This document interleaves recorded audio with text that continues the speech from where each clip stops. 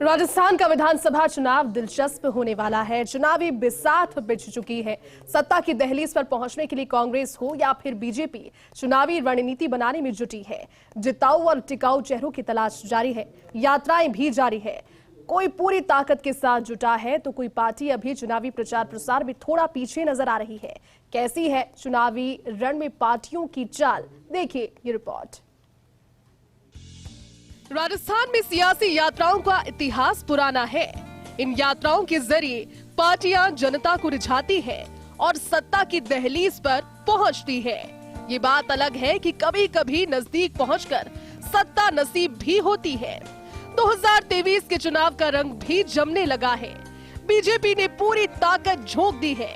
राजस्थान की 4 दिशाओं से बीजेपी परिवर्तन यात्राएं निकाल रही है।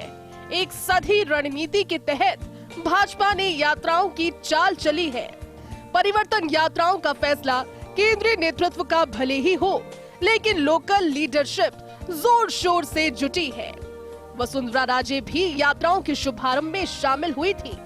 जेपी नड्डा से लेकर अमित शाह, राजनाथ सिंह और नितिन गडकरी ने परिवर्तन यात्राओं का आगाज किया था और उन्हीं यात्राओं को लोकल लीडरशिप आगे बढ़ा रही है।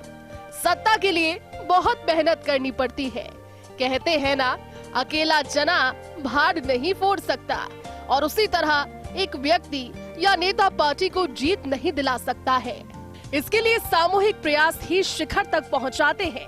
विपक्षी दल भले ही बीजेपी में फूट को लेकर निशाना साधते हों, लेकिन जब बात चुनाव की आती है तो छोटे से छोटे कार्यकर्ता से लेकर बड़े नेता तक एकजुटता के साथ मैदान में उतरते हैं। और बीजेपी में इन दिनों कुछ ऐसा ही दिख रहा है। राजस्थान में नेता चुनावी तैयारियों में जुटे हैं और केंद्रीय नेतृत्व के स्तर बीजेपी के नेता रणनीति बना रहे हैं। बीजेपी ने राजस्थान के चुनाव में पूरी ताकत झोंक दी है। स्टार प्रचारकों की लंबी चौड़ी फौज भी उतार दी है। कई प्रदेशों के मुख्यमंत्री और डिप्टी सीएम तक चुनाव में मैदान में उतर चुके हैं। फिर चाहे बात फायर ब्रांड नेता यूपी के मुख्यमंत्री योगी आदित्यनाथ की हो या फिर प्रखर हिंदुवादी छवि के नेता और असम के मुख्यमंत्री हिमंता बिस्वा शर्मा की बात हो, बीजेपी के दिग्गज नेताओं की लिस्ट तैयार हो चुकी है और मरुधरा के रण में बहुत जल्द ही हुंकार भरते नजर आएंगे।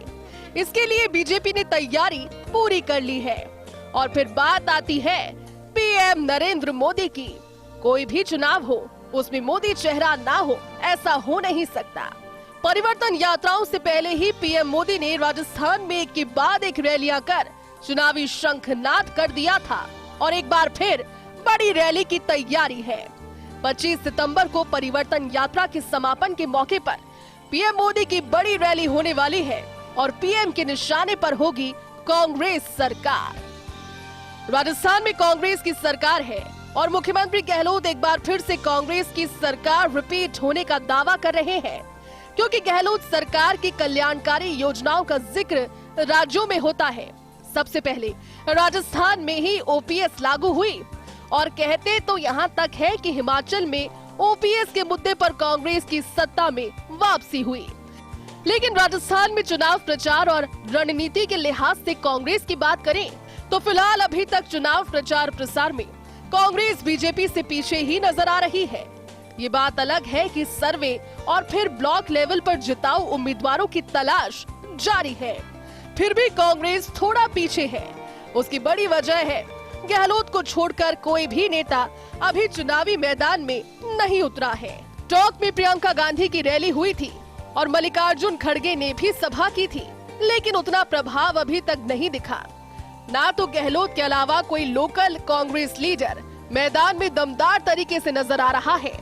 अब कांग्रेस का केंद्रीय नेतृत्व और लोकल लीडरशिप गहलोत का कितना साथ देती है ये वक्त बताएगा। लेकिन हकीकत है कि बीजेपी प्रचार प्रसार में कांग्रेस से कई आगे नजर आ रही है और जनता के बीच दमदार पैठ बनाने में जुटी है ताकि सत्ता के शिखर तक पहुंचा जा सके। उधर गहलोत भी मोर्चा संभालने वाले हैं और बीजेपी की परिवर्तन यात्रा के बीच मुख्यमंत्री गहलोत की भी 25 सितंबर से यात्रा शुरू होगी और हर दिन 200 किलोमीटर का सफर करेंगे। गहलोत की मैराथन यात्रा में सबसे बड़ा मुद्दा ईआरसीपी का होगा।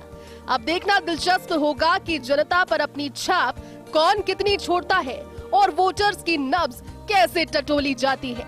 Bureau report, first India news.